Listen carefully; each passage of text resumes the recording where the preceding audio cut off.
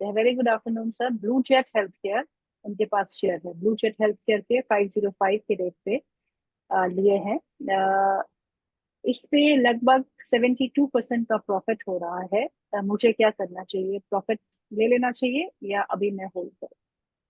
देखिए, मुझे लगता है कि जिस तरह का से एक स्ट्रक्चर बनाया, स्ट्रक्चर बनाने के बाद धीरे धीरे ऊपर आया, अभी एक हेल्दी करेक्शन से यहाँ पे आ रहा है। 859 860 के आसपास चल रहा है। एक सपोर्ट है 840 के आसपास। आज का भी डे लो है 850 के हम्म। आसपास। तो मेरे ख्याल से आप एक बार एक स्टॉप लॉस मेंटेन कीजिए 840 के आसपास, अगर आप शॉर्ट टर्म इन्वेस्टर हो तो। अगर आप थोड़ा लॉन्ग टर्म के लिए व्यू अगर आपका है, तो मुझे लगता है कि यहाँ पे 790 एक पोटेंशियल इन्वेस्टर्स के लिए स्टॉप लॉस होना चाहिए। 790 के नीचे अगर चला जाता है ना, ये पूरा खराब हो सकता है। तो 790 पोटेंशियल स्टॉप लॉस इन्वेस्टर्स के लिए, लॉन्ग टर्म वालों के लिए, शॉर्ट टर्म वालों के लिए 840 बने रहिए। स्ट्रक्चर खराब नहीं है। एक दो दिन का जो थोड़ा बहुत यहाँ पे सेलिंग प्रेशर बना था, मुझे लगता है कि ये बहुत जल्दी सही होने वाला है, ठीक हो जाएंगे और बहुत जल्दी आपको यहाँ पे एक बार 885 900 का टारगेट आते हुए दिखेंगे। इसमें एक रेजिस्टेंस है 895 के आसपास। अगर उसके ऊपर सस्टेन होता है और एक फ्राइडे वाला एक वीकली क्लोजिंग मिलता है, तो मुझे लगता है कि बहुत जल्दी लाइफ टाइम भी हाई लगा सकता है। ओके। दीपावली कुमारी जी का सवाल है एनबीसीसी पे। इनके पास एनबीसीसी के शेयर्स है जो इन्होंने 26 रुपए के लिए हैं, जो अभी तक वे होल्ड कर रहे हैं। आपसे पूछ रही हैं मुनाफा वसूलूं या बेच दूं? देखिए, एनबीसीसी फंडामेंटली अच्छा कंपनी है। द प्रॉब्लम इज 128 130 के आसपास एक रेसिस्टेंस है। इनफैक्ट मल्टीपल टाइम फेस हुआ 128 127 के आसपास, लेकिन 130 के ऊपर क्लोजिंग नहीं हो पाया। सो मेरा यहाँ पे ऐसा मानना है कि आप बने रहिए विथ स्टॉप लॉस ऑफ 105 105 के आसपास आपका एक स्टॉप लॉस होना चाहिए। लेकिन स्टॉक अभी थोड़ा टाइम करेक्शन आपको दिखाएगा, ऊपर नहीं आएगा क्योंकि ब्रेकआउट नहीं है। ब्रेकआउट आएगा 130 के ऊपर। 130 के ऊपर जैसे ही क्लोजिंग मिलेगा, स्टॉक बहुत जल्दी आपको फिर से तब 145 से लेके 150 का भाव आने का हाई पॉसिबिलिटीज उस टाइम पे होगा। लेकिन अभी फिलहाल स्टॉक नहीं चलेगा क्योंकि 130 के नीचे चल रहा है। ओके, वैसे भी इनको मुनाफा बहुत हो रहा है। अगर 26 रुपए का लिया है और 130 पे चल रहा है, तो आपको नहीं लगता कि थोड़ा बहुत मुनाफा वसूल लेना चाहिए? एक्चुअली देखिए, जो जितना चार्ट खराब था ना, वो एक्चुअली खराब हो चुका था, बाद में फिर से रिकवरी हुआ, तो इमीडिएटली ओके। लेवल पे उनको एक ट्रेलिंग स्टॉप लॉस मेंटेन करना चाहिए। अगर 26 में आपने लिया है, सो नो डाउट आप एक लॉन्ग टर्म निवेशक हो और आपका बहुत बढ़िया प्रॉफिट हो रहा है, तो इसीलिए 105 अभी 117 चल रहा है। यहाँ से 10 रुपया ही नीचे है, ऑलमोस्ट 8-10 रुपया नीचे है। तो 8-10 रुपया नीचे एक स्टॉप लॉस मेंटेन कीजिए और बने रहिए। क्या पता बहुत जल्दी अगर 130 के ऊपर क्लोजिंग आ जाता है, तो फिर से आपको एक बार 160 170 के आसपास भी मिल सकता है। विक्टर का सवाल है, पूछते हैं मेरे पास, मुझे 1 लाख रुपया 1 साल के लिए लगाना है। सर से पूछिए कि मुझे कहाँ पे लगाना चाहिए। एक देखिए, लाख अगर रुपए 1 साल अगर के लिए। आपको 1 लाख इन्वेस्ट करना है 1 ईयर्स के लिए, so my view point is की, देखिए मार्केट अभी बहुत वॉलेटाइल है। तो मेरे ख्याल से आप थोड़ा पैसा, मतलब आप 30 30 30 ऐसे करके अपना एसेट एलोकेशन कीजिए। 30% आप रेलवे में इन्वेस्ट कीजिए, 30% आप बैंकिंग काउंटर्स में इन्वेस्ट कीजिए, 30% आप आईटी में इन्वेस्ट कीजिए। अभी थोड़ा ज्यादा मैं कंफर्टेबल जाऊंगा आईटी के साथ, क्योंकि आईटी अभी उतना इंक्रीज नहीं हुआ है जितना others defence and railway counters भागा है। तो स्टॉक स्पेसिफिक भी बात करेंगे, तो मुझे लगता है कि टीसीएस, विप्रो, इन्फोसिस अभी भी अंडर वैल्यूएशन पे ट्रेडिंग हो रहा है। यहाँ पे ज्यादा अभी उतना इंक्रीज हुआ नहीं जितना पोटेंशियल है। निफ्टी आईटी आप देखेंगे कि 46,000 के आसपास टॉप बना के नीचे आ गया, तो ऑलमोस्ट टॉप से 30% नीचे, 30% रैली होने के बाद एक फॉर्मेशन बनाया, एक हम्म। बॉटम बेस किया। तो बॉटम बनाने के बाद धीरे धीरे फॉलो अप बाइंग हो रहा है। अभी 37 38,000 के आसपास निफ्टी आईटी चल रहा है। एक दो दिन में प्रेशर रह सकता है, एक दो हफ्ते में प्रेशर रह सकता है। If your view is 1 year, तो मेरे ख्याल से आप निफ्टी आईटी में 30% इन्वेस्ट कीजिए। निफ्टी आईटी में अगर आप स्टॉक स्पेसिफिक नहीं भी जाना चाहते हो, थोड़ा बहुत सेफ जाना चाहते हो, तो निफ्टी आईटी ईटीएफ एक है, निपॉन इंडिया का ईटीएफ, आई थिंक 40 के आसपास चल रहा है, 41 40 के आसपास। तो वहां पे भी आप निवेश कर सकते हो। एंड सेकेंड थिंग, मैं और एक स्टॉक आपको बता रहा हूँ, Aditya Birla capital, AB capital. हम्म। मुझे लगता है पर्टिकुलर ये कंपनी में बहुत पोटेंशियल हो सकता है, क्योंकि जिस तरीके से वीकली चार्ट पे एक ब्रेकआउट आया, मंथली चार्ट पे ब्रेकआउट आया। और एक डिस्क्लेमर भी देना चाहूंगा, यहाँ पे हमने हमारे क्लाइंट को भी बाय कराया, अदर्स चैनल में भी मैंने बात किया यही सेम लेवल पे 260 261 के आसपास। तो मुझे लगता है कि अगर आपका व्यू 1 साल है तो आप इस काउंटर को देख सकते हो, क्योंकि इनका जो 2018 के आसपास जो प्राइस था आप देखेंगे ऑलमोस्ट सेम प्राइस आज भी है, लेकिन उस टाइम पे ना रेवेन्यू था, ना इतना सेल्स था, ना इतना नीट प्रॉफिट था जो आज के डेट के आसपास है। आज देखेंगे 67,000 करोड़ के आसपास मार्केट कैप है, 3,410 करोड़ के आसपास नीट प्रॉफिट है। अगर हम पी भी देखते, प्राइस टू अर्निंग रेशियो 20 के आसपास है, लेकिन इंडस्ट्री का अगर कंपेयर करेंगे 24 के आसपास है। सो कंपेयर टू इंडस्ट्री मुझे लगता है कि ये अभी भी अंडर वैल्यूएशन के साथ ट्रेड हो रहा है। आपको करेंट जोन हम्म। से बाई करना है, स्टॉप लॉस होगा आपका 240 के अराउंड। और मुझे लगता है कि बहुत जल्दी ये आपको 295 और उसके ऊपर 320 भी जाने का हाई पोटेंशियल है। तो एक तो आप निफ्टी आईटी में थोड़ा इन्वेस्ट कीजिए, आदित्य बिरला कैपिटल में इन्वेस्ट कीजिए, और थोड़ा बहुत डिफेंस में आप ऐसे करके कीजिए। और बाय ऑन डीप में करना है निफ्टी आईटी और डिफेंस, बाकी आदित्य बिरला कैपिटल आप करेंट जोन से बाय करके जा सकते हो। ओके, बिल्कुल सही स्ट्रेटेजी बताई है। सब पैसा एक साथ नहीं लगाना है। बाय ऑन डिप्स की स्ट्रेटेजी अपनाइए और धीरे धीरे करके पैसा लगाइए। जैसे डाइवर्सिफाई करके लगाइए तो आपके पैसे का अच्छे रिटर्न्स आपको मिलेंगे। सद्दाम हुसैन जी का सवाल है टाटा टेक्नोलॉजीज पे और मोरपन लैब्स पे। टाटा टेक्नोलॉजी उनके पास 752 रुपये का शेयर प्राइस पे है, और मोरपन लैब 66 रुपीज पे। दोनों में लॉस हो रहा है। मुझे लॉन्ग टर्म के लिए बहुत लंबा समय हो चुका है उनको होल्ड करते हुए। आप पूछ रहे हैं कि मुझे क्या करना चाहिए। देखिए टाटा टेक्नोलॉजी के साथ क्या हुआ, जब आईपीओ आया बहुत ही ओवर वैल्यूएशन था, एंड हमने देखा कि किस तरीके से नीचे आ गया। अभी रिसेंटली जो बेस बनाया ऑलमोस्ट 610 से लेके 630 के आसपास, तो मुझे लगता है कि फिर से एक बार रिटेस्ट यहाँ पे पॉसिबल है। आपको अगर टाटा टेक्नोलॉजी लेना है तो मुझे लगता है कि 670 660 के आसपास एक अच्छा वैल्यूएशन है, वहाँ पे आप लेके जा सकते हो। अगर आपके पास ऑलरेडी होल्डिंग पे है, आप एवरेज करना चाहते हो, तो मुझे लगता है कि 660 670 आपके लिए पोटेंशियल एक एवरेज प्राइस हो सकता है। लेकिन मुझे लगता नहीं कि ये जो लास्ट टाइम बॉटम बनाया था उसके नीचे जाने वाला है, क्योंकि टाटा टेक्नोलॉजी का मार्केट कैप्स के हिसाब से अभी का जो वैल्यूएशन है मुझे लगता है ठीक ठाक है। जिस टाइम पे 1100 1200 के आसपास चल रहा था उस टाइम पे थोड़ा बहुत ओवर वैल्यूएशन था, लेकिन अभी वैल्यूएशन ठीक है। तो बने रहिए विथ स्टॉप लॉस ऑफ 610, थोड़ा दूर है लेकिन 610 के आसपास ही स्टॉप लॉस बैठ रहा है इसका। और ओके। सेकंड स्टॉक आपने बताया मोरपेन लैब, राइट? अभी 61 मोरपन के लैब। आसपास चल रहा है। हम्म। अभी इस काउंटर में दिक्कत क्या है ना, स्टॉक बहुत इसमें लिक्विडिटी का थोड़ा इशू है, बहुत चलता नहीं है, बहुत स्लो स्टॉक है। अभी का जो सपोर्ट है 58, अगर 58 ब्रेक हुआ उस केस में आप फिर से देखेंगे एक बार वो 52 50 के आसपास चले जाएंगे। तो जिनके हम्म। पास है आप बने रहिए विथ स्टॉप लॉस ऑफ 58, लेकिन फ्रेश बाय इस काउंटर पे आपको नहीं करने का। ओके। जसजीत का सवाल है, उनके पास केएनआर कंस्ट्रक्शन के शेयर्स है और हिंदुस्तान जिंक के शेयर है। केएनआर कंस्ट्रक्शन उनके पास 283 रुपीज के भाव पे है, हिंदुस्तान जिंक 498 के भाव पे है। आपसे पूछ रहे हैं होल्डिंग पीरियड इनका 6 महीने का है, दोनों ही स्टॉक्स पे क्या है। देखिए पहले मैं हिंदुस्तान जिंक बता देता हूँ। यहाँ पे बेसिकली ना एक न्यूज आया था, न्यूज आने के बाद हमने देखा लास्ट ऑलरेडी 4 से 5 ट्रेडिंग सेशन बहुत जोर से नीचे आ गया। इनफैक्ट आज ना बॉटम ढूंढने का एक ट्राई यहाँ पे हो रहा है, लेकिन ये फाइनल कंफर्मेशन नहीं है, अभी भी सेल मूड में स्टॉक है।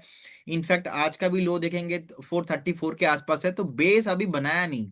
तो अभी बेस बनाने के लिए एक बार टाइम लगेगा इसमें, मुझे लगता है और 4 से 5 दिन देखना पड़ेगा कि 430 ब्रेक होता है कि नहीं। तो अगर 430 के ऊपर रहता है, क्योंकि लास्ट टाइम का भी सपोर्ट यही था ऑलमोस्ट 430 से लेके 435 के आसपास, तो मुझे लगता है कि अगर एक बार 430 के ऊपर बेस बना लेता है तो फिर से आपको एक बार मोमेंटम आते हुए दिखेंगे 460 से लेके 470 के आसपास। लेकिन जितना तेजी से नीचे आया है मुझे लगता नहीं कि उतना तेजी से अभी ऊपर जाने वाला है, टाइम करेक्शन में जाने वाला है स्टॉक।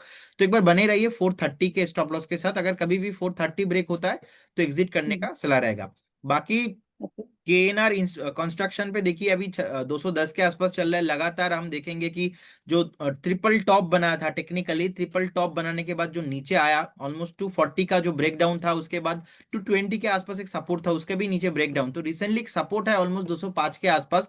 205 जी। में आप एक स्टॉप लॉस मेंटेन कीजिए, बने रहिए, फ्रेश बाय नहीं करने का है, क्योंकि लगातार हम देख रहे हैं कि 350 का प्राइस से नॉन स्टॉप नीचे आ रहा है। इनफैक्ट हम्म। मार्केट कैप सही है, ऑलमोस्ट 6,000 करोड़ के आसपास है, लिक्विडिटी है, लेकिन स्टॉक जो फंडामेंटल है और टेक्निकल है दोनों सपोर्ट नहीं कर रहा है। मुझे लगता है कि आपको जी। एक स्टॉप लॉस मेंटेन करना बहुत ही इंपॉर्टेंट है, क्योंकि एक्चुअल में मार्केट को पता नहीं है कि नेक्स्ट क्या मूव होने वाला है। तो multiple tops, multiple resistance, higher time frame पे बार बार सेलिंग आ रहा है। So we need to respect the price action. 205 का स्टॉप लॉस मेंटेन कीजिए और बने रहिए, फ्रेश यहाँ पे बाई नहीं करना। अरहंत का सवाल है, वो पूछते हैं दो स्टॉक्स के बारे में, एक है अंबुजा सीमेंट और दूसरा है आईटीसी होटल्स। आईटीसी होटल्स 200 रुपए का खरीद प्राइस है, और अंबुजा सीमेंट 537 का। पूछ रहे हैं कैन आई होल्ड और एवरेज, प्लीज बता दीजिए क्या करना चाहिए। देखिए अंबुजा सीमेंट, अगर मैं बताता हूँ, अंबुजा सीमेंट का चार्ट में एक फ्रेश ब्रेकडाउन आया है अभी। सपोर्ट है 518 के आसपास। अगर 518 का लेवल जो है एक बार ब्रेक होता है, उस केस में हम एक बार इस काउंटर को 485 से लेके 470 का भाव आते हुए बहुत जल्दी दिखेंगे। लेकिन फंडामेंटली मुझे अच्छा लगता है, मुझे लगता है कि ये काउंटर आपको मिनिमम अगर 6 से 8 महीने का व्यू है तो फिर आपको कुछ प्रॉब्लम नहीं है, लेकिन शॉर्ट टाइम फ्रेम में थोड़ा बहुत पेन आपको दिखा सकता है। तो अगर आप शॉर्ट टर्म निवेशक हो, 518 आपका स्टॉप लॉस होना चाहिए, और लॉन्ग टर्म के लिए मुझे लगता है कि 485 एक पोटेंशियल स्टॉप लॉस होना चाहिए। तो हम्म। अभी नहीं चलेगा क्योंकि सीमेंट सेक्टर अभी नहीं चल रहा है, और लास्ट 2 से 3 दिन ही सीमेंट सेक्टर में थोड़ा बहुत प्रेशर आ रहा है। और जैसे कि मैडम मैंने आपको बताया कि निफ्टी बहुत ही प्रॉपर अच्छे तरीके से इंडेक्स मैनेजमेंट हो रहा है, लेकिन स्टॉक का हाल मतलब अंदर बुरा से है। बहुत ही खराब है, स्टॉक बहुत नीचे आ रहा है। तो मेरे ख्याल से ये जो वैल्यूएशन है ये ठीक नहीं है, और थोड़ा नीचे आने का पॉसिबिलिटीज है। और जहां पे मैं हम्म। आपको बात कर रहा हूँ कि मैं 30-40% कैश में बैठने के लिए रेडी हूँ, और मार्केट ऑल टाइम हाई के आसपास ही है निफ्टी।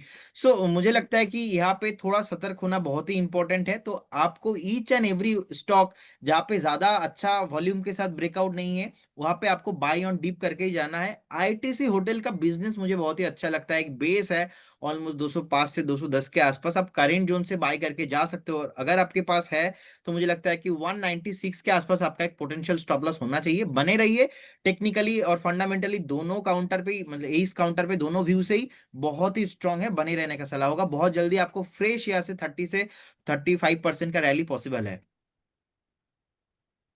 ओके।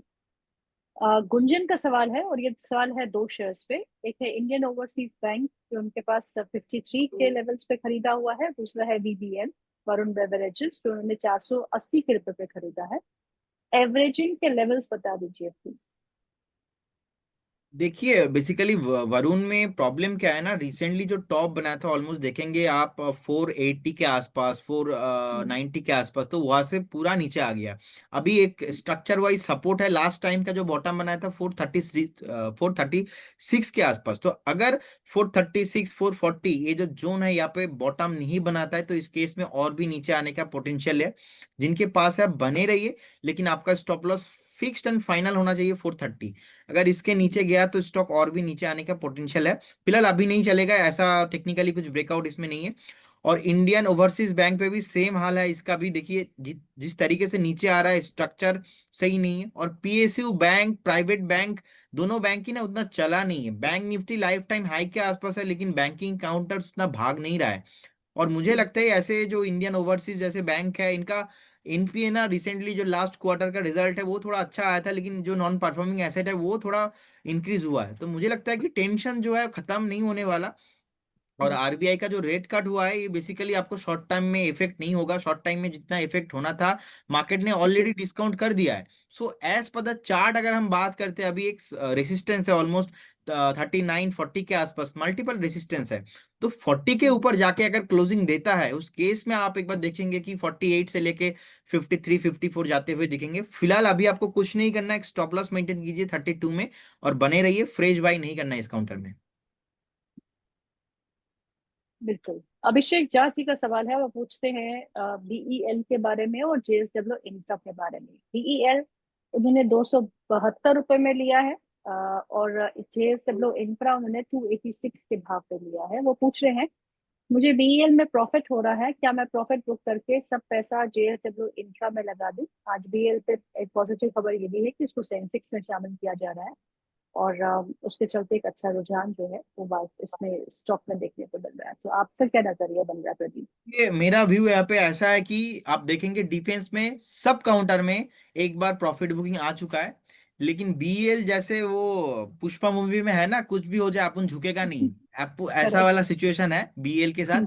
कुछ भी हो रहा है, प्रॉफिट बुकिंग ही नहीं आ रहा है इसमें। तो बेसिकली बिल्कुल। मैम मेरा व्यू यहाँ पे ये, if you are a short term investor, आप एक बार सोच लीजिए। मुझे लगता है कि बहुत जल्दी आपको यहाँ पे एक बार 425 से लेके 430 का प्राइस आना चाहिए। लेकिन मेरा सलाह ये रहेगा, कुछ कुछ काउंटर ना ऐसा रहता है जहाँ पे आपको ट्रेड नहीं करना चाहिए, जहाँ पे आपको एटलीस्ट 6 से 8 महीना 1 साल शांत होके बैठना चाहिए। अगर आप शांत होके नेक्स्ट 6 से 8 महीना बैठते हो तो मुझे लगता है स्टॉक मिनिमम 550 से 600 तक भी जाने का पोटेंशियल है। और जिस तरीके से सेंसेक्स में ऐड हो रहा है, जिस तरीके से हर हफ्ता, हर 15 दिन, हर महीना कुछ ना कुछ ऑर्डर इनको मिल रहा है, और फंडामेंटल इतना स्ट्रांग है, प्रॉफिटेबल कंपनी है, और पी जो रेशियो है इंडस्ट्री के कंपेयर में अभी भी मुझे लगता है कि वैल्यूएशन ठीक ही है। तो मुझे लगता है आप हम्म। बाय करके जाइए इस काउंटर को, और भी और बने रहिए। अभी मुझे लगता है जो इंडिया और पाकिस्तान का जो सिचुएशन हुआ ना, ये जो हम्म। वार हुआ, इस सिचुएशन के बाद अभी तो पास्ट बजट था कंजम्पशन को लेके, नेक्स्ट बजट का थीम ही होने वाला है मैक्सिमम डिफेंस को लेके। क्योंकि अगर हम्म। डिफेंस को लेके थीम आया ना, आप देखेंगे कि दिसंबर नवंबर तक एक काउंटर ऑल टाइम तो हाई अभी भी है, और भी हम्म। पॉसिबल है यहाँ पे, और 25 से लेके 30% ऊपर जाने के लिए। तो आप 15 दिन 20 दिन के लिए बाय करोगे, वो अपना 10-5 टका ऊपर रहेगा, उसको लेके आप टेंशन करोगे, या आप 6 से 8 महीना एक बार होल्ड करके यहाँ से एक अच्छा खासा पैसा बना के जाओगे। Choice is your. एंड मुझे लगता है कि जेएसडब्ल्यू इंफ्रा में देखिए स्ट्रक्चर इतना स्ट्रांग नहीं है, मल्टीपल रेसिस्टेंस है, कंसोलिडेशन पैटर्न है। अभी अगर हम्म। आपको लेना है तो मुझे लगता है 275 से 270 के आसपास एक पोटेंशियल बाइंग जोन हो सकता है, तो उसके लिए आप एक बार बने रहिए। लेकिन जो मार्केट कैप है ऑलमोस्ट 62,000 करोड़ के आसपास है, 1,500 करोड़ के आसपास प्रॉफिटेबल कंपनी है, बुक वैल्यू 46 के आसपास है, तो थोड़ा ज्यादा मुझे लगता है। लेकिन आईपीओ जब आया था उसके बाद लगातार चला, बेस बनाया, बेस बनाने के बाद धीरे धीरे अभी यहाँ पे एक healthy corrections, healthy time corrections चाहिए मुझे यहाँ पे, तो बाई ऑन डीप करके आपको जाना है। लेकिन मुझे लगता है मैं बीएल के साथ ही ज्यादा जाना पसंद करूंगा। 296 यहाँ पे नहीं रुकने वाला है स्टॉक, 275 से लेके 270 तक आने वाला है।